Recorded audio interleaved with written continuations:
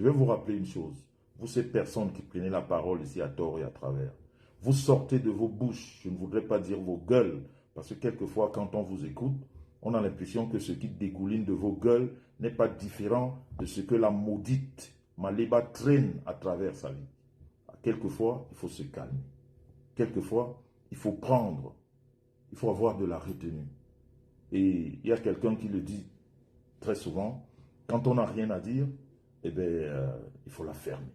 Quand vous savez que ce que vous allez dire n'est pas plus fort que le silence, ou n'est pas meilleur que le silence, fermez-la. Ne donnez pas des avis. Mais sur Meta aujourd'hui, on a compris que la visibilité et la monétisation fait que les gens sont à court de réflexion. À court, hein, C-O-U-R-T, de réflexion. Pourquoi? Parce que on veut juste prendre sa caméra parce qu'il y a un sujet d'actualité, parce qu'il y a un nom qui donne les vues, qui s'appelle Jean-Louis Messan. Alors on prend sa caméra et puis on commence à dégouliner comment dire, une bouée de bêtises sans toutefois avoir exactement écouté vraiment ce qu'on a envie de dire. Quand vous voulez analyser un sujet, prenez le temps d'écouter, d'avoir la quintessence du sujet.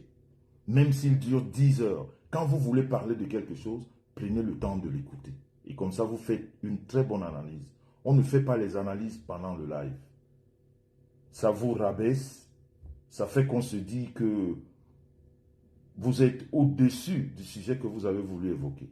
Mais pourtant, quand vous avez bien écouté les choses, quand vous venez parler, vous savez exactement ce que vous dites. Et même quand quelqu'un rentre dans votre sujet pour essayer de vous perdre, vous allez stopper cette personne net parce que vous maîtrisez le sujet. Mais quand vous ne le maîtrisez pas, vous allez de part et d'autre. Et après, c'est ridicule. Et c'est après, on va s'excuser, oui, j'avais pas tout compris. Mais quand on n'a pas tout compris, on se tait. Tout simplement. On ne dit rien. Alors, je ne voudrais pas que qu'on sorte du sujet. J'ai entendu par-ci, par-là, le tribalisme est monté, le tribalisme est descendu, la paix ceci, la paix. Moi, je suis plus sur la paix de Lolo et de Flore. J'ai dit ce que je pensais de ça. Je crois que j'ai été l'une des personnes, je peux même dire la première personne qui a prophétisé ça. Quand je parlais, je ne savais pas que le lendemain, ces deux personnes se retrouveraient. Puisque ces deux personnes, je ne parle pas avec ces deux personnes depuis plusieurs années. On ne change pas. Mais quand cette histoire est arrivée sur la toile, comme je vois que c'est un sujet de société qui intéresse et qui est bien, et surtout quand c'est deux personnes qui le veulent, c'est ces deux, avec la synergie de la famille autour, je vais dire la famille de l'Ouest, comme je l'ai dit la dernière fois. Alors ça fait que moi, j'ai donné mon avis, et comme un prophète, un jour après ou 2 jours après, ces personnes se sont retrouvées. Si j'avais le contact avec ces personnes, je crois que comme on a l'habitude de faire de la malhonnêteté intellectuelle sur la toile, et bien ces mêmes personnes qui ne disent jamais rien quand il faut dire des choses qu'il faut, ben elles seraient sorties pour dire que ben voilà, M. Messan a manigancé avec ces personnes, c'est pour ça que vous avez vu ce que vous avez vu. Mais quand c'est bien fait, on ne les voit pas. Elles rentrent dans des trous comme des rats. On peut faire autant de bruit, tu n'entendras jamais parler. Mais il faut juste qu'il y ait un sujet où on peut se poser des questions. Et bien, ça sort, ça raconte des conneries.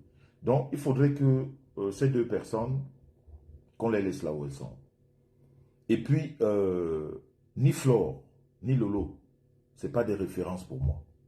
C'est mes petites sœurs. Il faut bien que ça rentre dans vos têtes. Ni Flore, ni Lolo, pour moi, ce n'est pas des références, c'est des petites sœurs. Je ne suis pas en concurrence avec ces personnes. Je ne fais pas ce que ces personnes font. Je n'aimerais pas non plus que ces personnes fassent ce que je fais. D'ailleurs, on a des horizons très différents. Mais maintenant, dans ce qu'on appelle la communauté humaine, si on peut partager des choses ensemble, c'est quelque chose de bien.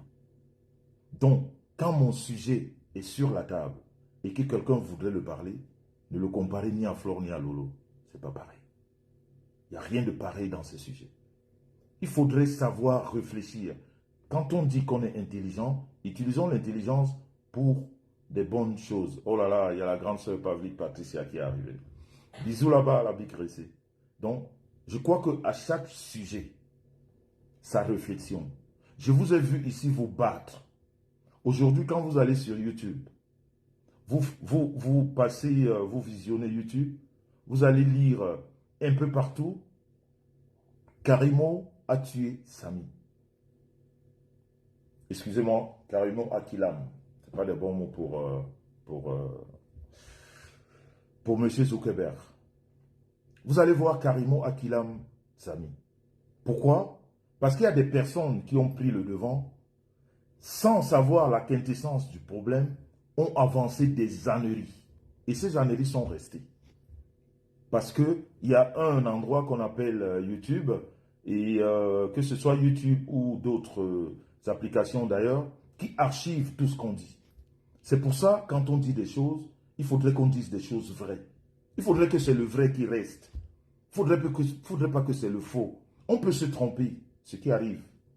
Mais il ne faut pas se tromper de façon volontaire parce qu'on a besoin d'une visibilité, parce qu'on a besoin d'une monétisation, parce qu'on a juste besoin qu'on parle d'un sujet parce que tout le monde parle. Vous avez remarqué que le sujet de Karimo, je n'ai jamais parlé de ça. Pour ceux qui me parlent de la monétisation est montée et descendue, vous avez vu ce sujet, je l'ai évité. Ce n'est pas parce que je n'avais pas des choses à dire, mais juste parce que il y a des sujets que j'évite. Je ne veux pas en parler parce que je ne connais pas. Parce que je n'ai pas la maîtrise du sujet. L'histoire de Karimo s'est passée au Cameroun. Je n'avais aucune connaissance. Je n'avais personne à côté qui pourrait me donner des bonnes informations. C'est pour ça que quand j'ai pris la parole une seule fois, j'ai dit, dirigez-vous vers l'État, dirigez-vous vers la police, vers la gendarmerie. C'est eux qui font les enquêtes. Et c'est ces personnes qu'il faut écouter.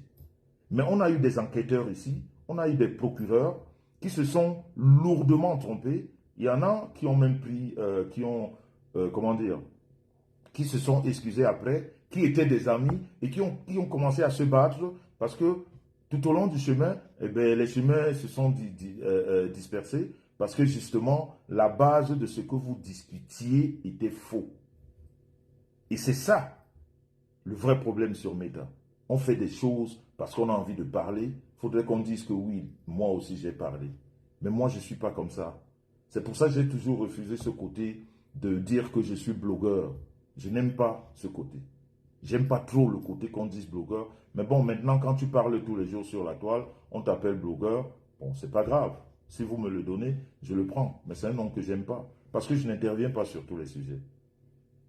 Justement parce que j'ai peur que, avec le temps, que je me rende compte que je m'étais trompé sur un sujet que je ne maîtrise pas. Quand je ne maîtrise pas, je dis, laissez, l'État, la loi, moi je suis un légaliste. Je vous ai toujours dit que jamais, à grand jamais, je ne condamnerai la loi. Ça veut dire que la justice, ou la police, ou la gendarmerie. Le terme que je peux utiliser, c'est qu'ils se sont trompés parce que c'est des humains. Mais je ne peux pas vous dire que l'enquête que la police ou la gendarmerie est en train de faire, elle est fausse. Je ne peux pas le faire. Je ne peux jamais le faire. Donc, c'est juste pour dire que quand il y a un sujet comme celui-ci qui me concerne, il faut parler de ça. Quand vous ne le maîtrisez pas, ne parlez pas. Si vous voulez en savoir, posez-moi la question. Moi, je suis ouvert à la discussion. Je n'ai pas un problème pour discuter avec qui que ce soit. Mais je sais qu'il y a des personnes mal intentionnées ici sur la toile, comme celle que je viens de citer, Gronita, qui ne sait rien faire de bien que de mal. Qui tord toutes les analyses qui pourraient conduire à la vérité, comme elle est née dans le mensonge. Elle est issue d'une famille mensongère. C'est-à-dire, elle ne sait que mentir, elle ne sait rien faire d'autre. Alors ça fait que tout ce qu'elle fait voudrait que ce soit autant noir que son cœur, sa pensée, ses yeux, sa personne et tout ce qui l'entoure. Quel que soit le sujet, moi, Messan, je ne pourrais jamais donner une analyse à cette personne. Parce qu'elle nous a montré sur la toile qui elle est. On n'a pas besoin d'avoir Bac plus 50 pour voir sur la toile qui peut faire une analyse saine et qui ne peut pas la faire.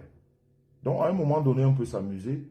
Mais quand vous voulez vous prendre au sérieux, prenez des personnes sérieuses qui font des belles analyses et que ça peut plaire aux protagonistes ou pas, mais que ce soit des belles et justes analyses. Juste pas parce qu'on veut ouvrir une page et que ça fasse beaucoup de bruit et que les gens viennent, ça parle en désordre, ça dit n'importe quoi.